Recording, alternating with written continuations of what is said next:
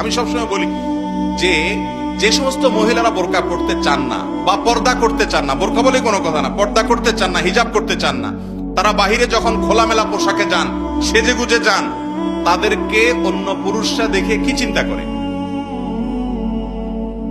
পরপুরুষ গায়ের মাহরামরা একজন সুন্দরী নারী বা একজন যুবতী নারী সাজগোজ করে যদি বাহিরে আসে, খোলামেলা পোশাক আশাকে চলাফেরা করে, যত পুরুষ তাকে দেখে কি চিন্তা করে? আপনারা জানেন না কি চিন্তা করে? আপনি নিজে কি চিন্তা করেন? সবাই সে চিন্তা করে। কথা ঠিক বলছি না? আল্লাহ তাআলা এটা সৃষ্টিগতভাবে এভাবে করেছেন। আপনি যদি বলেন না না হুজুর আস্তাগফিরুল্লাহ, তওবা তওবা, আমার মনে কোনো বাজে চিন্তা আসে না, তাহলে হয় আপনি অসুস্থ আর নাহলে মিথ্যুক। হয় আপনার ডাক্তার দেখানো দরকার, আপনার শরীরে সমস্যা আছে, আর না হয় আপনি মিথ্যুক। 3 নম্বরটা হওয়ার কোনো সম্ভাবনা নাই।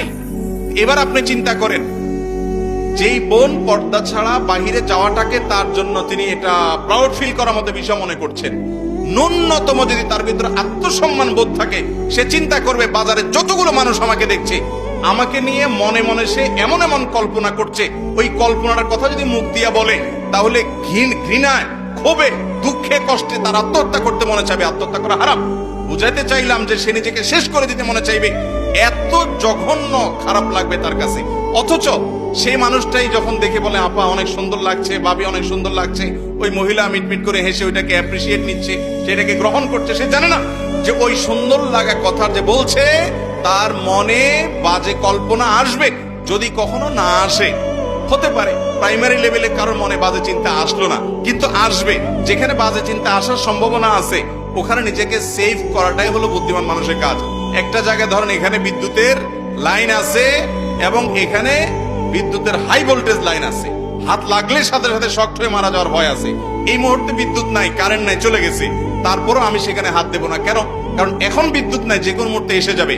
কোন পুরুষ কোন নারীকে দেখার পর এই মুহূর্তে হয়তো তার মনে বাজে চিন্তা আসছে না, হয়তো অন্য কোনো টেনশনে আছে বেচারা, তার মনে বাজে চিন্তা এই মুহূর্তে আসলো না, কিন্তু আসতে বাধ্য।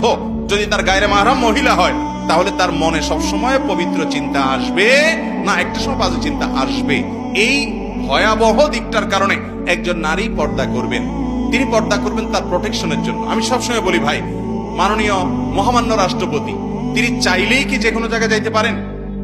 যদি আমাদের মহামান্য রাষ্ট্রপতি প্রায় সময় মজা করে বলেন যে একটা ডিম আমাকে খাইতে দিলে ডাক্তাররা এবং যারা দায়িত্বশীল আছেন আমার নিরাপত্তার জন্য, এরা খেতে খেতে খেতে খেতে চেক করতে করতে আমার কাছে এসে অল্প একটু টিকে কোন রকম।